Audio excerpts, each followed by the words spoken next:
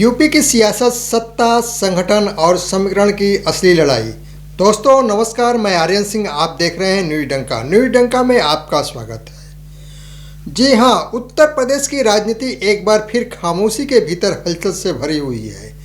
ऊपर से सब कुछ सामान्य दिखता है, सरकार चल रही है, योजनाएं घोषित हो रही हैं, मंचों से विकास के दावे किए जा रहे हैं, लेकिन अगर आप ज़मीन पर उतरें, गांव, कस्बे, तहसील और शहर की गलियों में जाएं तो महसूस होगा कि सियासत अंदर ही अंदर तेज रफ्तार से करवट ले रही। सत्ता, संगठन और समाज तीनों मोर्चे पर मंथन जारी है।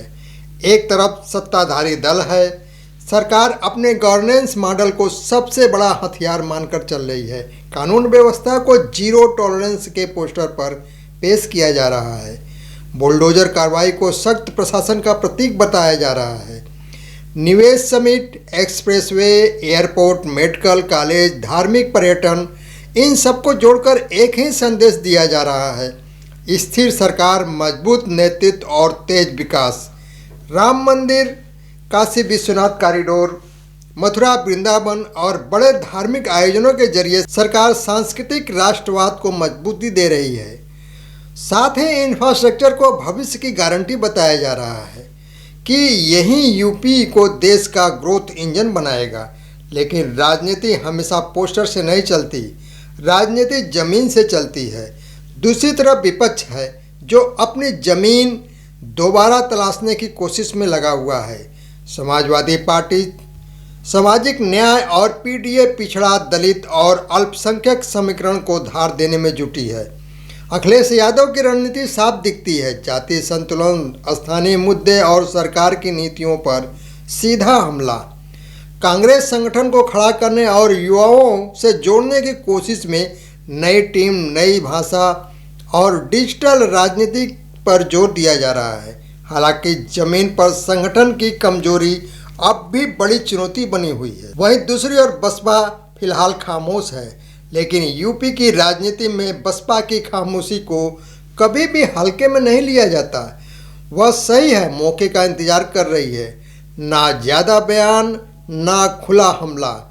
ग्राउंड रिपोर्ट कहती है कि असली लड़ाई जाति से ज़्यादा स्थानीय मुद्दों पर लड़ी जा रही है। महंगाई गांव तक पहुंच चुकी है, बेरोजगारी अब सिर्फ शहरी समस्या नहीं रही। भर्ती परीक्षाओं की पारदर्शिता पर सवाल उठ रहे हैं। पेपर लीक, परिणामों में देरी और युवाओं की हताश, ये मुद्दे चाय की दुकानों से लेकर कॉलेज कैंपस तक सुनाई दे रहे हैं। ग्रामीण अर्थव्यवस्था में दबाव साफ महसूस होता है। किसानों की आमदनी, खाद, बीज की कीमतें, एमएसपी जैसे सवाल अब भी हवा में हैं। पूर्वांचल और बुंदेलखंड में विकास बनाम पलायन की बहस तेज होती दिखाई दे रही है। सड़कें बनी हैं, योजनाएं आई हैं, लेकिन रोजगार के लिए युवाओं का बाहर जाना नहीं रुका है। पश्चिमी यूपी में किसान मुद्दा पूरी तरह ठंडा नहीं पड़ा है, वह चुप है लेकिन खत्म नहीं है। शहरी इलाकों में मध्यम वर्ग का सवाल अलग है, उन्हें कानून व्यवस्था चाहिए, लेकिन साथ ही रोजगार और महंगाई पर भी जवाब भी चाहिए। घर का बजट, बच्चों की नौकरी और भविष्य की सुरक्षा, ये सब राजनीतिक बहस का हिस्सा बन रहे हैं। दिलचस्प बात यह है कि उत्तर प्रदेश की राजनीति में अब धर्म और विकास आमने सामने नहीं है, बल्कि साथ साथ चल रहे हैं। एक तरफ आस्था, दूसरी तरफ इंफ्रास्ट्रक्चर।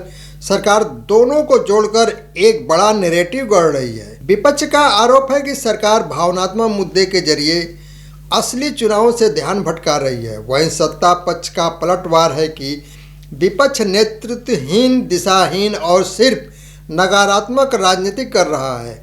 लेकिन जमीन से जो तस्वीर उभरती है वह साफ है। आने वाले समय में उत्तर प्रदेश की सियासत तीन बड़े सवालों के इर्द गिर्द घूमेगी। पहला, क्या विकास का नैरेटिव सामाजिक और आर्थिक मुद्दों पर भारी पड़ेगा? दूसरा, क्या विपक्ष कोई मजबूत, विश्वसनीय और एकजुट विकल्प खड़ा कर पाएगा? और तीसरा, क्या मतदाता भावनाओं से ऊपर उठकर रोजमर्रा की समस्याओं पर वोट करेंगे? फिलहाल उत्तर प्रदेश की राजनीति शोर की नहीं, रणनीति की राजनीति है। बयान कम है, तैयारी ज़्यादा है, और यही वजह है कि 2026 की राह अभी से सियासी पिशाच पर चुपचाप बिछाई जा रही है। दोस्तों, एक ज़रूरी सूचना, आप हमारे वीडियो को अधिक से अधिक लाइक, शेयर और सब्सक्राइब अवश्य करें। धन्यवाद।